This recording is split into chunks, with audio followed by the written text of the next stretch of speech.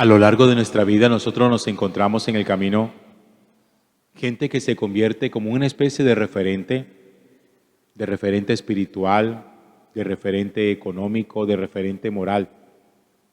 Gente que nosotros aprendemos a admirar mucho porque consideramos que tienen muchas cosas para enseñarnos o porque aparecieron en nuestra vida justo en un momento en que nosotros le estábamos necesitando. Hay gente que es tan de nuestra admiración que incluso llega un momento en que uno puede llegar a pensar incluso a querer ser como ellos. Cuando los hijos aprenden a admirar a sus padres, siempre le dicen: a mí me gustaría ser como mi papá, como mi mamá. Cuando uno tiene maestros muy buenos, uno dice: me gustaría ser como mi maestro.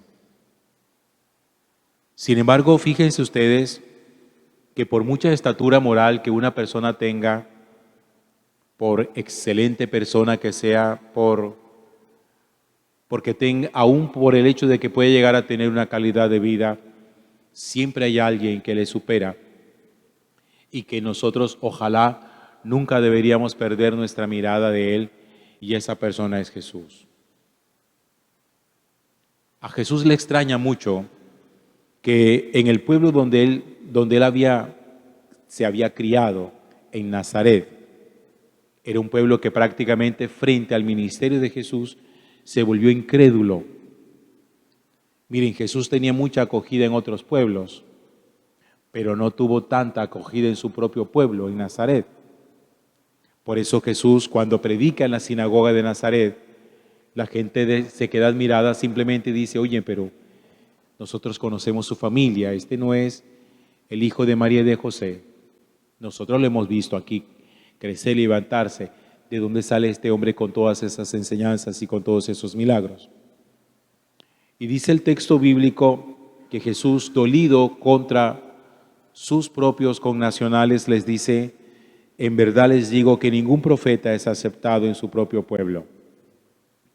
Ustedes han sido los que menos han acogido la bondad, la misericordia y los signos de Dios.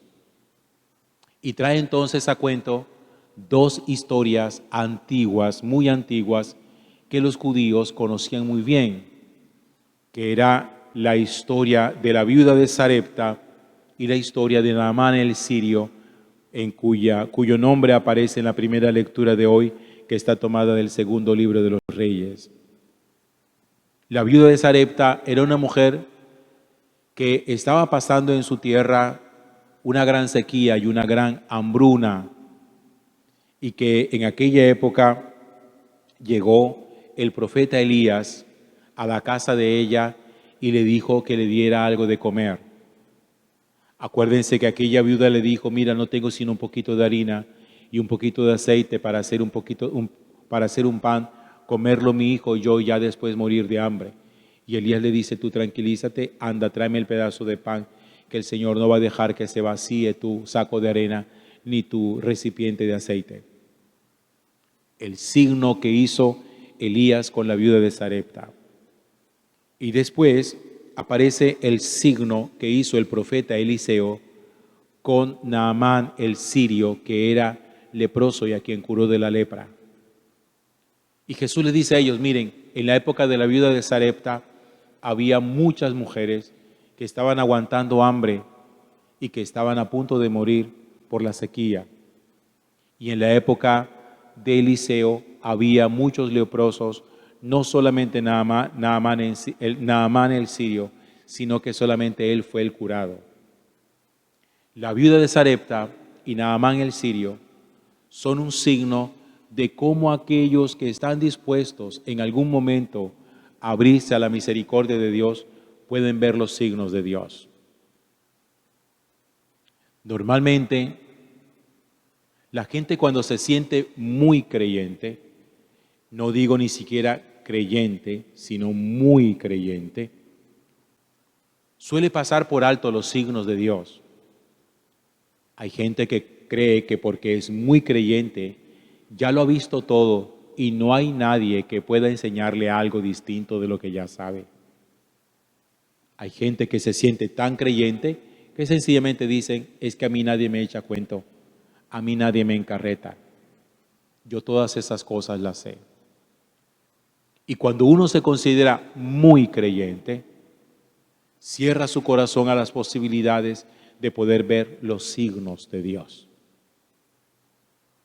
Por eso, cuando Jesús entra a la sinagoga de Nazaret, los que estaban allí dentro, escuchándole, que eran los escribas y los fariseos, que eran gente culta, religiosamente hablando, no quisieron escuchar las enseñanzas de Jesús, porque les parecía que un hombre como él, de pueblo, no tenía absolutamente nada que enseñarles.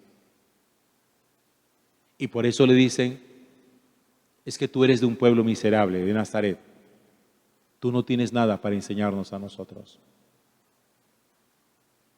Y cuando uno cierra el corazón a las posibilidades de poder aprender de alguien, o cuando uno cierra el corazón a las posibilidades de dejarse sorprender por parte de Dios, se vuelve ineficaz la predicación y se vuelve inútil los signos, cualquiera sea que nosotros pudiéramos ver. Por eso dice la Sagrada Escritura que fue en Nazaret el lugar donde Jesús menos signos hizo. En su propia casa, en su propia tierra, con su propia gente. ¿Y todo por qué? Porque sencillamente uno muchas veces en asuntos religiosos se siente docto, se siente muy instruido. A lo mejor uno dice, es que yo ya llevo muchos años en esto, yo llevo mucho camino en esto. ¿Saben ustedes cuáles son las personas más difíciles de convertirse? Las que han vivido bajo la sombra de la iglesia durante muchos años. Las que han vivido toda su vida metidos en la iglesia, sirviendo, con dedicación, sin lugar a dudas, con cariño, pero sin las posibilidades de preguntarse qué quiere decirles Dios en el camino de su vida. Cuando uno hace y hace y hace cosas como Marta, pero no se sienta como María a escuchar para aprender, cuando uno cree que lo único importante es hacer cosas y no se sienta a escuchar la voz de Dios, dejarse sorprender por el Señor es muy complicado. Como la gente creía que ya conocía a Jesús porque Jesús se había criado en ese pueblo, en Nazaret, la gente decía, este no tiene a nosotros nada que enseñarnos. Y por eso cerraron su corazón a la acción de Dios. Uno muchas veces tiene que coger toda su estructura religiosa y espiritual, tiene que aprender a desmontarla, desbaratarla, dejar que el Señor se la desbarate a uno y que se la vuelva a armar a uno. Miren, se los voy a decir así, muchas veces es necesario entrar en crisis de fe para que el Señor coja todos esos pedazos de la crisis de nuestra fe y nos vuelva a levantar como hombres, como personas auténticamente de fe, auténticamente creyentes. Hay que dejarse sorprender. Gloria al Padre, y al Hijo, y al Espíritu Santo,